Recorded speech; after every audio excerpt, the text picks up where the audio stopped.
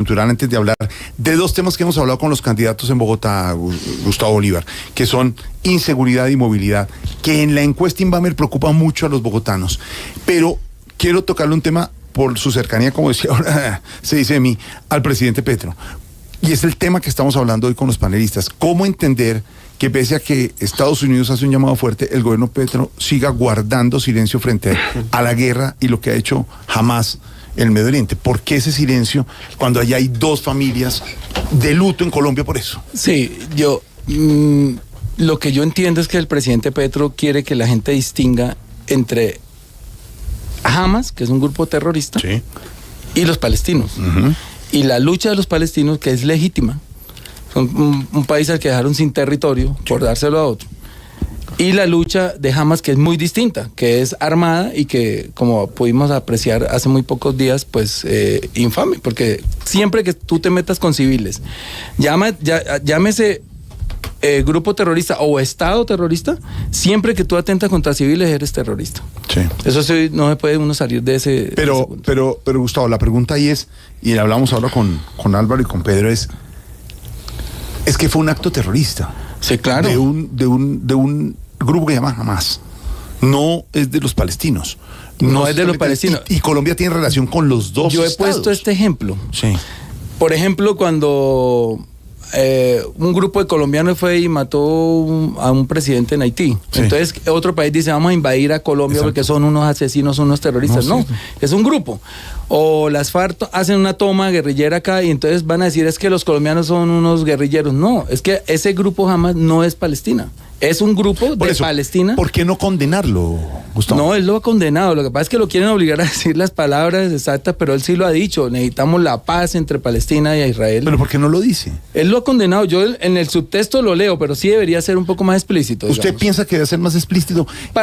El presidente Petro... Para despejar dudas, sí, porque él no es partidario, digamos, del terrorismo y menos del terrorismo de Hamás y la forma como lo hicieron. Es que cuando tú te metes con niños, sí, con mujeres, con civiles, sí, es decir, no importa la edad. En el subtexto para Gustavo Bolívar, en el subtexto del presidente Petro, está condenando eso, pero no lo quiere hacer o no lo ha hecho directamente, y mire el llamado a Estados Unidos, Gustavo. Uno, en estos casos, como el del presidente, tiene que ser categórico. Punto. Y él tiene que serlo. Y lo ha hecho. Yo he estado leyendo todas las explicaciones que da y son muy, muy realistas, digamos, en el sentido histórico de por qué Palestina tiene esa lucha o por qué Hamás tiene esa lucha. Pero no podemos justificar.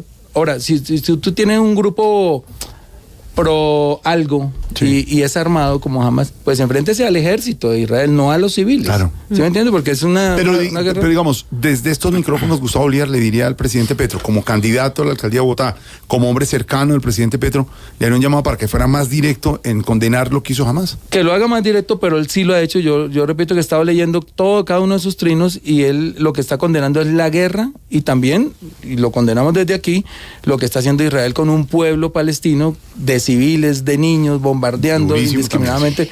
Ambos grupos en este momento han faltado al derecho internacional humanitario. Gustavo, tal vez en lo que sí fue más directo el presidente Gustavo Petro fue en hacer esa comparación que generó también es la reacción de Estados Unidos entre el gobierno israelí y los nazis. 6 millones de judíos muertos durante la Segunda Guerra Mundial.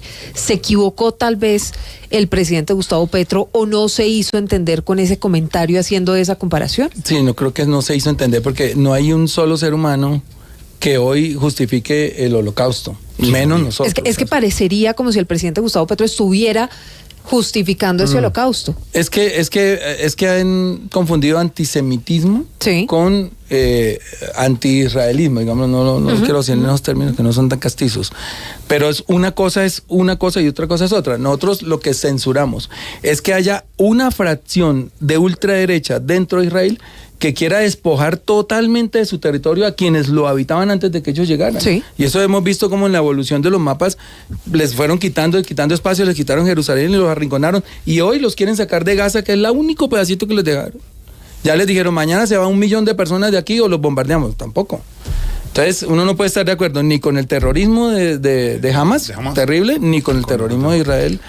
como Estado, no con los Como israelitas. Estado, Es que la gente exacto. tiene Sí, que claro, diferenciar. claro. Estas son unas decisiones que está tomando una cúpula militar Sí. y que está gobernando, Y el pues no ejemplo que son, usted da es no clarísimo. son los judíos, Si no son las los FARC atacan, israelíes. no van a invadir Colombia, a atacar a los colombianos porque las FARC no son los Exacto, es como colombianos. cuando a mí me dicen, pero es que usted vive, mucha gente de izquierda es anti-yanqui, lo dicen así.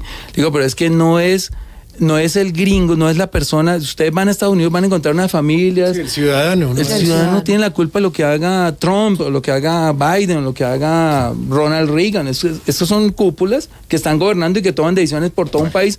Pero la gente, el israelita, el judío, no tienen la culpa de lo que también hacen ellos. ¿Cuándo fue la última vez que Gustavo habló con Gustavo? Ya hablaron de eso ustedes. ¿Cuándo fue la última vez que habló con el presidente? Antes de lanzarme como alcalde. Entonces lleva ya varias Pero semanas. tenemos un chat donde tocamos y lo han, temas. han comentado ese tema. Usted le ha dicho, Este venga, último presidente, tema no. porque... No. El último tema no lo hemos tocado. Que Entonces, pueden meter a Jorge Alfredo a ese chat. ¿De qué hablan Gustavo Bolívar y Gustavo Petro en ese chat? Por ejemplo, hay razones que le manda a la gente. Miren, necesito hablar con el Sí. presidente para darle tal cosa, o está pasando esto en tal sitio, entonces yo le voy informando de cosas. Entonces que usted es como que a él como no le ese llegan, puente sí. entre la gente y el a presidente. veces- Pero le habla todavía al oído como le hablaba antes, o se aleja un Sí, poquito pues de la- ahora, pues como él, Digo, no al puede, chat. como él no puede participar en política, pues menos veces, pero si tocamos otros temas, sí. Y le cree y le oye. Sí, con él tenemos muy buena credibilidad. ¿Es un digamos. poquito terco o hace caso? No, lo que pasa es que voy a decir aquí algo un poco sobrador. Lo que pasa es que Gustavo Petro es una persona muy adelantada a todo. O sea, cuando uno está pensando algo o el grupo está pensando algo, él ya sabe cuál va a ser el resultado de eso. Y por eso a veces es muy tajante en decir eso no sirve o esto sí sirve. Porque es un tipo que lee mucho, muy preparado, muy estructurado. Entonces, suele ser un poco cortante cuando él sabe, calcula o intuye que una cosa que le está diciendo uno no va a ¿Y funcionar. le parece que está haciendo una buena presidencia, un buen gobierno? Mire, yo tendría que decir que sí porque soy Sí. obviamente parte de ese proyecto, pero uno tiene que irse a las cifras. Cuando estábamos en campaña dijeron Gustavo Petro va a acabar con Colombia, con la economía, se va a disparar el dólar, van a expropiar a todo el mundo, la gente se va a ir, esto va a ser peor que Venezuela, y eso no ha pasado, ni va a pasar. No ha expropiado a nadie, está comprando tierras con dinero del Estado, la inflación se ha controlado, el desempleo ha bajado, la inversión extranjera sigue llegando, los empresarios no se fueron, hay una economía saludable dentro de lo que se puede decir en un mundo hoy en recesión y en guerras. Obviamente las guerras afectan, la guerra de Rusia con Ucrania ha afectado el precio de los, Está bien la cosa. para de los usted. insumos. Para usted Está bien. mejor de lo que cualquiera hubiera podido pensar, incluso dentro de la misma oposición, y no lo digo yo tampoco. ¿Y entonces por qué cree usted que en la encuesta Inbamer, por ejemplo, el 60 y tanto % dice que no? La percepción. La percepción. Porque la gente creyó, como nosotros vendimos la idea de un cambio, la gente creyó que ese cambio se hacía en un año. Y la gente perdió la esperanza muy rápido. No les contamos que un país que viene deteriorado por la corrupción, por la desigualdad, por la pobreza, por la violencia, de hace décadas, pues no se cambiaba en meses. Entonces, si la gente no tiene paciencia, pero al final va a resultar bien. Yo tengo la cree que fe. termina bien? Sí, miren el presupuesto del año entrante, 70 billones para educación, eso no se había visto jamás. Mira, para que tengan una idea, cuando se dio el primer estallido en 2021, el presupuesto de educación era de 45 billones. ¿Y qué pedían los chicos? Que le subieran a 50 billones. Esa era una de las negociaciones que hacíamos con los grupos estudiantiles en el momento que hacían con Duque. Y no, eso es mucha plata, eso no sé qué. Petro está haciendo a 70, pero sin que haya protestas. El agro, el último presupuesto que estudiamos nosotros en la Comisión Tercera, de la cual yo era presidente, fue 2 billones de pesos para el agro en Colombia. El del año entrante va a ser 9 billones. No, hay inseguridad, hay desempleo, Claro. hay desconfianza. Pero lo que hay la gente falta de tiene que saber es que inversión. esos grupos vienen de atrás, que las disidencias en 2016 eran 1.000 personas que no entraron al proceso y que son 4.000. ¿Pero por qué son 4.000? retrovisor, Gustavo, Porque han es- matado 400 combatientes. Entonces, ¿qué nos dicen a nosotros cuando íbamos a visitar? Pero para usted va bien. Para y va mí, a terminar mejor.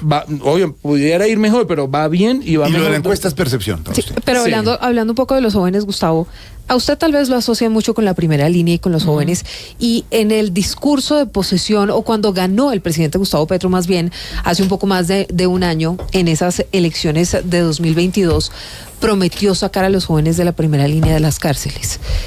Todavía no ha cumplido con eso. ¿Usted qué le dicen esos jóvenes?